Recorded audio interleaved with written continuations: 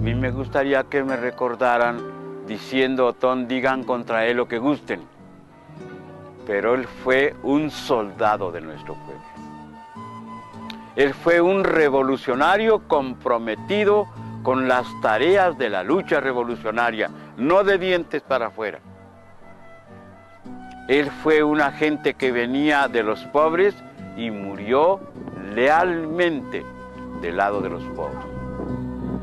Puedo morir como nací, sabedlo, puro, sencillo y optimista, de pie sobre la tierra como un árbol, en las filas del Partido Comunista, en las filas del Partido Comunista.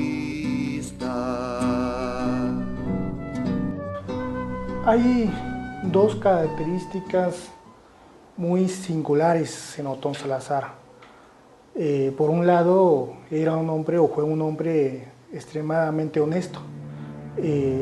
La otra condición singular era de que Otón Salazar era incorruptible. Alguien que entendió muy bien que a partir de la educación y de la lucha por la educación podría transformarse al propio México y lograr sus libertades políticas. Y siempre con una sonrisa, muy dispuesto a enseñar a todo mundo. Un hombre muy apasionado. Siempre daba la impresión de ser una persona serena, controlada, pero bullía por dentro. Crearíamos un estado de agitación social entre los oprimidos. De una gran valentía, convicciones fuertes y muy honesto. Como un hombre que se acostaba pensando en la revolución y se levantaba, se despertaba pensando en la lucha revolucionaria.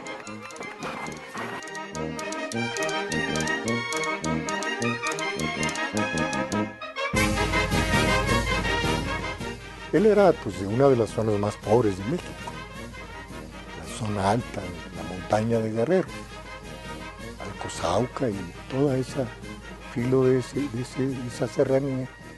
O sea, ahí están los municipios más pobres del país. Convivía mucho con los indígenas, sobre todo, que bajaban a la capital del municipio, a la Atenas de la montaña, así le decían, porque efectivamente ahí había más cultura, y aprendió a vivir aprendió de vivir con los pobres de los pobres. Era miseria, o sea, no era nada más pobreza, era miseria. Es decir, él de niño nada más comía tortillas y frijoles. De 450 alumnos de la Escuela Normal Rural de Huastepec, el más pobrecito tenía sus guaraches. Yo no tuve guaracho siquiera durante un año. Me pasé descalzo el año completo. Eso fue dejando en mí, reforzando en mí las inquietudes revolucionarias que ya la escuela primaria Amado Nervo había creado. Yo creo que es alguien que tuvo conciencia de lucha desde muy chico, es real. Si después descubres que la pobreza y el sacrificio que tienes que hacer desde niño y se descubren los orígenes de la pobreza, la explotación, la opresión, el agravio constante en que viven muchos de nuestros pueblos, entonces eso genera una actitud. Yo venía de un hogar pobre hasta la humildad, hasta el hambre, y eso dejó una huella en mí en el sentido de querer hacer algo por mejorar las condiciones de mi familia. Y aunque la vida era muy dura para mí, yo me hacía a otra idea, era mi oportunidad. Si yo la dejaba, peor todavía, mi familia seguiría en la miseria como la había yo dejado. Esa es una fuente. Él dice que la escuela fue forjadora de su personalidad y de su manera de ser y por supuesto de su ímpetu revolucionario, ¿no? La otra, la escuela socialista en la que me eduqué, donde se nos hablaba del proletariado, se nos hablaba de la triste vida del indio, de la triste vida de los pobres, y esa influencia yo la traía. Y me ayudó mucho que nunca tuve ambición por el dinero, nunca. Por eso la pobreza me golpeaba, pero no me doblegaba, y seguía adelante. Y un día le dijo a su maestro que él iba a ser sacerdote. Mi maestro, al saber que faltaban 8 días para que yo viajara a Chilapa, me preguntó si era cierto que yo ingresaría al seminario. Le dije sí. Se lo dije sin presentir ninguna reacción de mi maestro, pero inmediatamente él me dijo, yo creo que no. ¿No te gustaría mejor ser licenciado como don Benito Juárez? Y como yo dominaba la biografía de don Benito Juárez, eso me convenció que yo no debía ingresar al seminario, sino seguir el camino en busca de una carrera liberal. El director de educación, entonces era director de educación pública en el gobierno del estado, se apellidaba Bazán, no recuerdo bien el nombre, responsable de la célula comunista, el maestro, que lo fue llevando a que él escogiera esa vocación del maestro. Porque el maestro entonces era, además de enseñar, era el líder, era la autoridad, una de las autoridades morales de las poblaciones, y él vio eso, yo creo, y a partir de ahí fue a Chilpancingo, luego al Distrito Federal, a la Normal, y agarró el camino del magisterio como una tarea de vida. Entre que era normalista y luego el movimiento de 58, hubo un periodo en que él fue maestro. Y siendo maestro, igual seguía siendo revolucionario, ¿no? Y seguía siendo una persona, digamos, inconforme y que, digamos, abanderaba causas que tenían que ver con la escuela en que él estaba.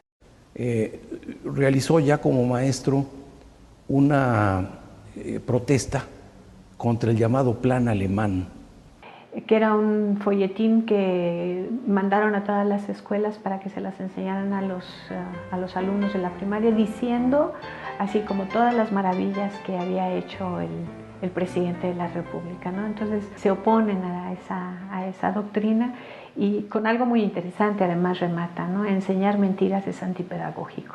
Ese plan alemán fue combatido también por los estudiantes. Los arcos triunfales del último informe de Alemán fueron destruidos por los estudiantes. Alemán quiso reelegirse y desde luego no se reeligió.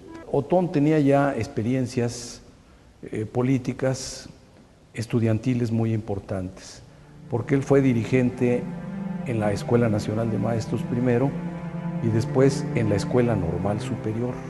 Él se volvió líder de la Normal en una época en que la Normal se militarizó. En esta última dirigió una huelga cuyo resultado fue la ampliación del número de horas con las que el maestro egresado de ahí salía a trabajar. Después viene el inicio del movimiento del magisterio. Esto es en 1956. Y estamos hablando de una época, eso es muy importante, de la Guerra Fría.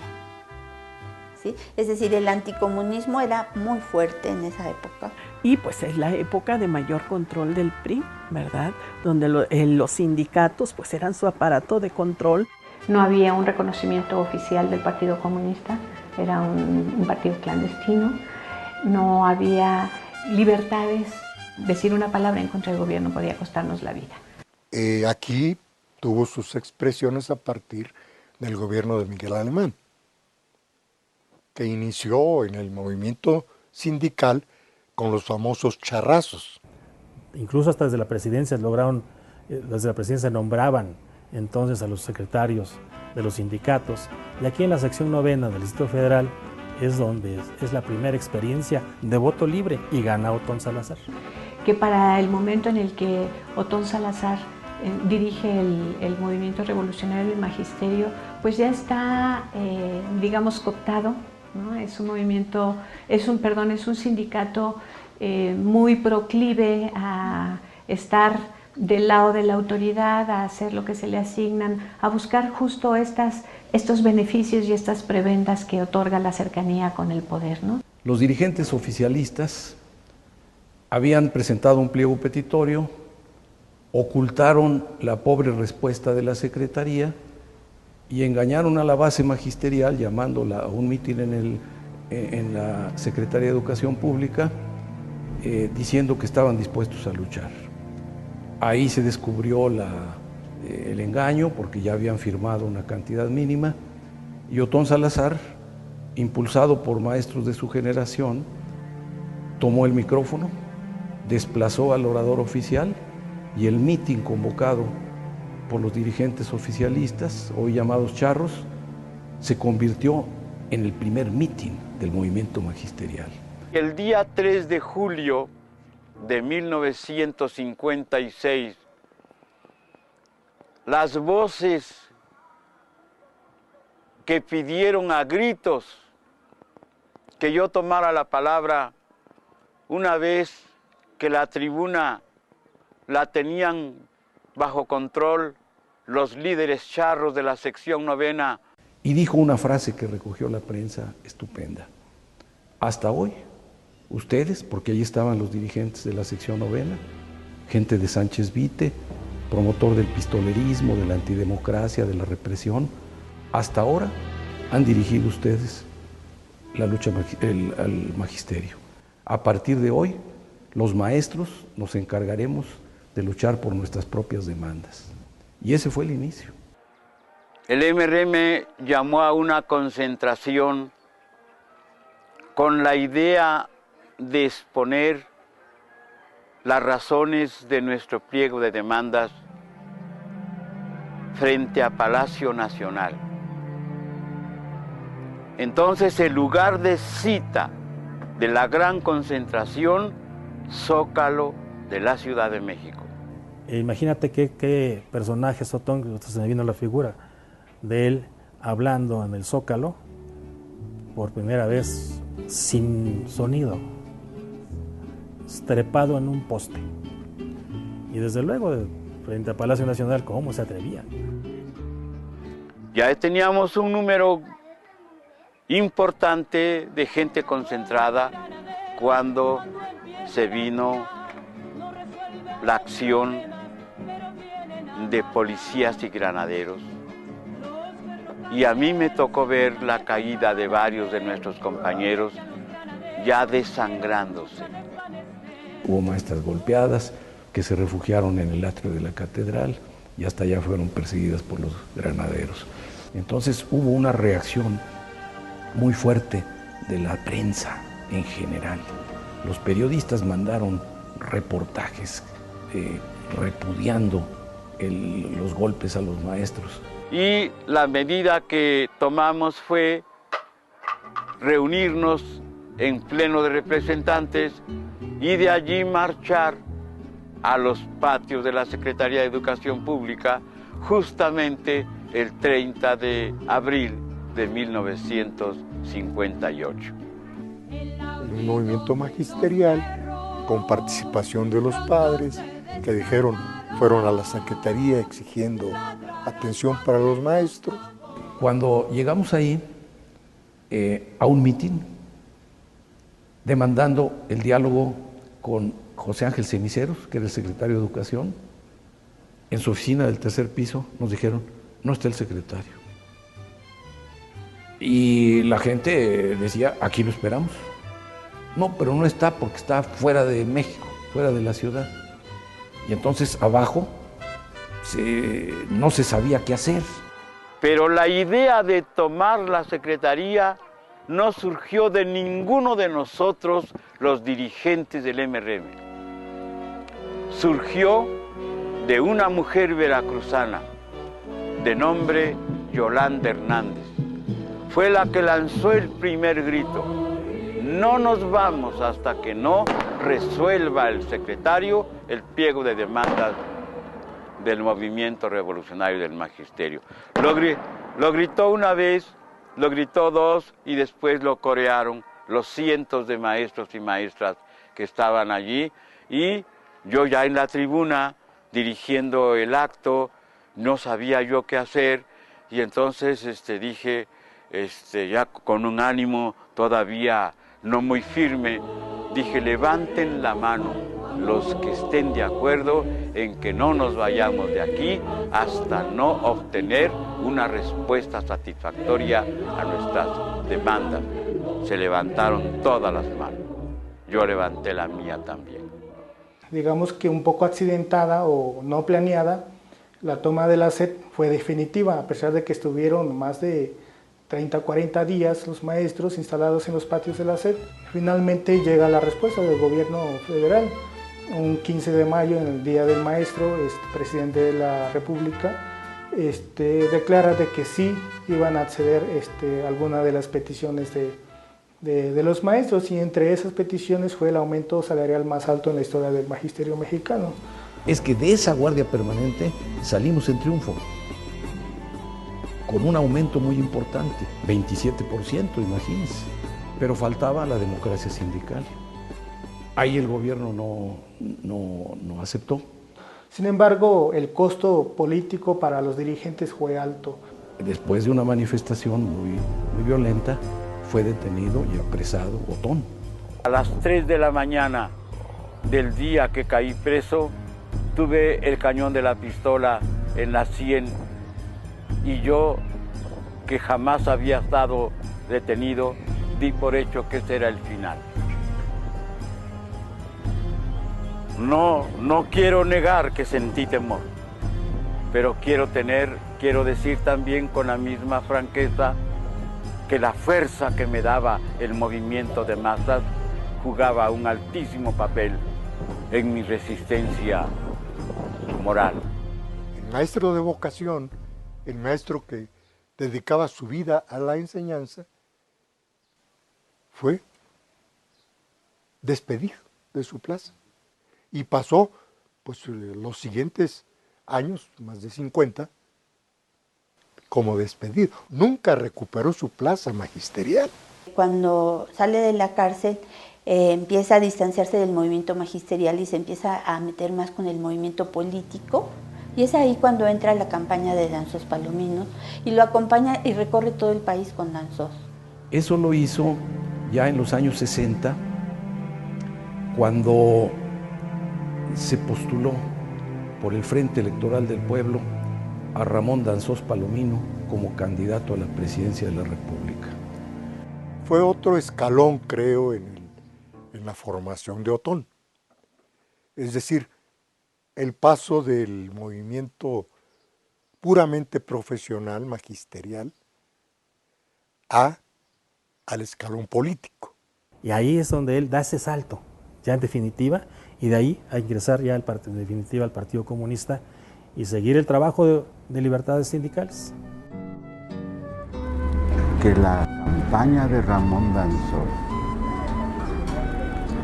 me dejó una opinión hasta el cielo de los miembros del Partido Comunista. Esa formación abnegada de los comunistas, entregarlo todo a cambio de nada, eso fue dejando en mí una huella muy profunda, y por eso en el 64, luego de que ya la campaña había pasado, dije: mi lugar es este, vamos. Bueno, era uno de nuestros cuadros importantes. Él fue miembro del Comité Central por bastantes años, pues hasta el final del partido. Él fue diputado 2 veces. La primera vez que fue diputado, en 1979, fue muy significativa ese ingreso de él, porque fue el primer ingreso de la izquierda independiente a la Cámara de Diputados. El primer grupo parlamentario, creo que eso es el reconocimiento que se hace a esos luchadores por la democracia, que hubo 50, 60, 70. Y yo creo que lo que distingue a ese grupo comunista de diputados fue el alto nivel de debate que los comunistas llevaron a la Cámara.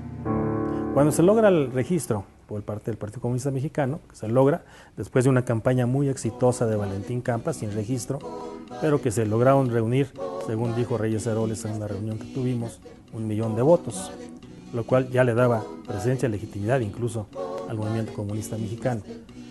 Esa campaña hace que también se vayan abriendo los espacios en Guerrero, donde Rubén Figueroa, el gobernador entonces, era un gobernador cacique totalmente, como es un cacique, donde su ley es vida o muerte, y había que abrir los espacios. ¿A partir de qué? A partir de la lucha política. Las guerrillas, tanto de Lucio Cabañas como la de Genaro Vázquez Rojas, ya habían sido derrotadas fuertemente, duro, a base de balazos, de desaparición de poblados enteros, y había todo un ambiente de represión constante. Entonces había que meterse en la política, meter a la política en Guerrero para abrir los caminos. Aquí fue el primer municipio en que el Partido Comunista con sus banderas derrotó al Partido Revolucionario Institucional aquí. Pero en Tlapa, allí me tocó a mí, en la campaña para diputados federales, me tocó derrotar a Rufino García Suazo del PRI. De modo que eso no me lo reconocieron. Ellos tenían de dónde echar mano para el fraude electoral. Yo llegué a la Cámara de todas maneras, pero llegué por la vía plurinominal. Entonces ese hecho también influyó mucho en que en Alcozauca se fueran creando condiciones muy favorables para contar con una fuerza social importante, que es la que permitió que Abel Salazar Bazán fuera el candidato victorioso en 1981. Mira, aquí hay una decisión personal de Otón que es, yo digo, lo define mucho. Era entre quedarse en la Ciudad de México, en el Comité Central o Comité Nacional, aspirando quizás a puestos ya más altos, volver a ser diputado en su momento, en ese tiempo que te digo, o ser presidente municipal de Alcozauca. Aquí ha costado sangre, ha costado vidas. Aquí ha habido antorcha campesina, ha matado a alcozauquenses. Y el gobierno del Estado ha echado todo su poder económico en contra de Alcozauca, todo su poder político. Yo tomé posesión como presidente de esta tierra en la calle, porque estaba tomado el palacio por antorcha campesina. No hizo todo lo que hubiera querido hacer, pero hizo todo lo que estaba dentro de sus posibilidades con los escasos recursos que se tenía. Y le empiezan a cortar su presupuesto, que de por sí era poquito, entonces le empiezan a cortar el presupuesto y a tratar de estrangular al municipio, porque Otón y los compañeros de allá empezaron a llevar proyectos desde acá de la Universidad Nacional Autónoma de México, por ejemplo, con Julia Carabias, y entonces empezaron a cortarlo, y entonces decidió Otón hacer esa marcha, esa caminata. No sé, no es tan sencillo caminar en la montaña, ¿no?, de Alcozauca a Tlape, que tuvo mucha repercusión, incluso internacional. En un México como el de hoy,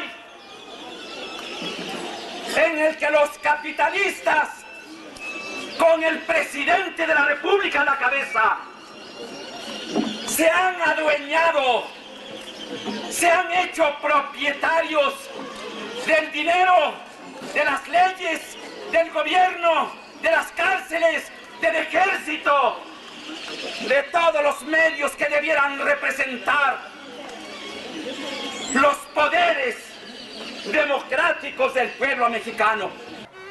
Las marchas de Alcozauca a Tlapa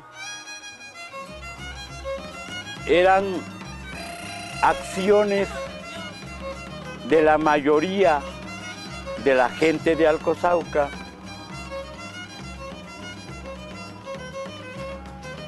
que nos lanzábamos a pie a los caminos estos de terracería, con la idea de que servíamos de ejemplo a los demás, con la idea de que la marcha se conocería y la gente se inquietaría para defender los altos intereses municipales como los defendíamos nosotros con las marchas.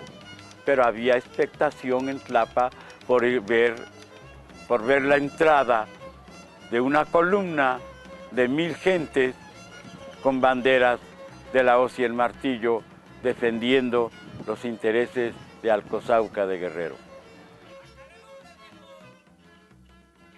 Compañeros marxistas de Alcozauca de Guerrero.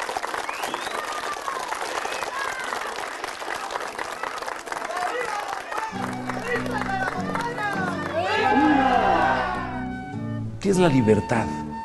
Bueno, hay muchas definiciones, pero una de ellas, quizá un tanto rigorista, es el reconocimiento de la necesidad y la lucha por ella. Cuando alguien hace eso, está abriendo caminos de libertad. Abrí sobre el altar de mi ventana y me sentí un diestro paisajista. Oh, qué bello es pintar para la vida, pintar para el Partido Comunista, pintar para el Partido Comunista.